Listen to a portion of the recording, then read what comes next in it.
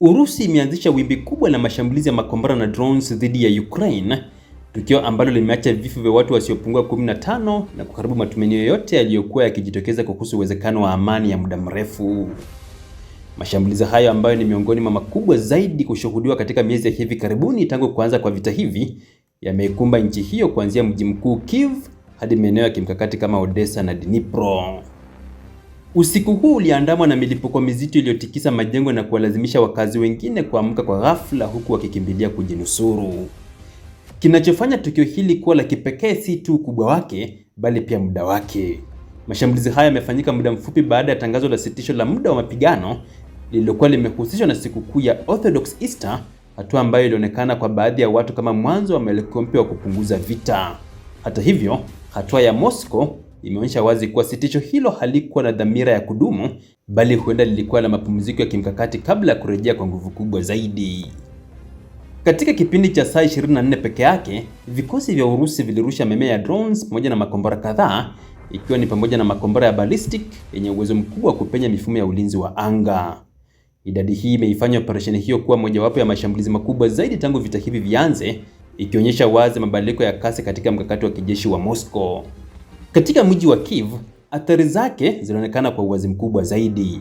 Majengo ya makazi yaliharibiwa vibaya, huku baadhi yakichoma moto na mengine kupasuka kutokana na mlipuko. Miongoni mwa waliopoteza maisha kulikuwa na mtoto wa miaka 12, tukio ambalo limeongeza uzito wa maumivu kwa raia ambao tayari wamechoka na vita vinavyoendelea kwa muda mrefu.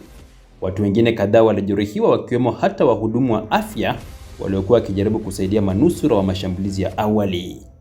Picha inayojirudia katika maeneo mengi ya Ukraine ni ile ya maisha ya kawaida kukatizwa ghafla. Ndani ya sekunde chache, nyumba zinazokuwa na familia zinageuka kuwa vifusi na maeneo ya kazi kuwa maeneo ya maafa. Hali hii inaendelea kuonyesha kuwa vita hivi havipo tena mstari wa mbele peke yake, bali vimeingia moja kwa moja katika maisha ya kila siku ya raia. Mashambulizi haya pia yanaashiria mabadiliko muhimu katika mkakati wa Vladimir Putin. Badala ya kulenga maeneo ya kijeshi pekee, kuna dalili kuwa pressure inaongezeka kwa kulenga miundombinu na maeneo ya kiraia ili kuvunja morali ya wananchi wa Ukraine na kuilazimisha serikali yao kuingia katika mazungumzo kwa masharti magumu zaidi. Kwa upande mwingine, Ukraine inaendelea kutegemea mifumo yake ya ulinzi wa anga pamoja na msaada kutoka kwa washirika wake wa magharibi, lakini ukubwa wa mashambulizi kama haya unaweka wazi changamoto inayowakabili. Kadri mashambulizi yanavyokuwa makubwa na ya mara kwa mara, ndivyo inavyokuwa vigumu zaidi kuyalinda kikamilifu miji yote dhidi ya hatari hiyo. Kwa mtazamo mpana zaidi, tukio hili linaonyesha kuwa vita hivi bado viko mbali na mwisho wake. Badala ya kupungua, mapambano yanaonekana kubadilika na kuingia katika hatua mpya yenye matumizi makubwa ya teknolojia ya drone na mashambulizi ya mbali, jambo linaloongeza ugumu wa kulinda raia na miundombinu muhimu. Wakati dunia ikiendelea kufuatilia kwa karibu tukio hili, ukweli mmoja unabaki wazi. Matumaini ya sitisho la kudumu la mapigano yamepata pigo kubwa na hali inaonekana kurejea katika mzunguko wa mashambulizi na majibu ambayo hayaonyeshi dalili za kusimama hivi karibuni.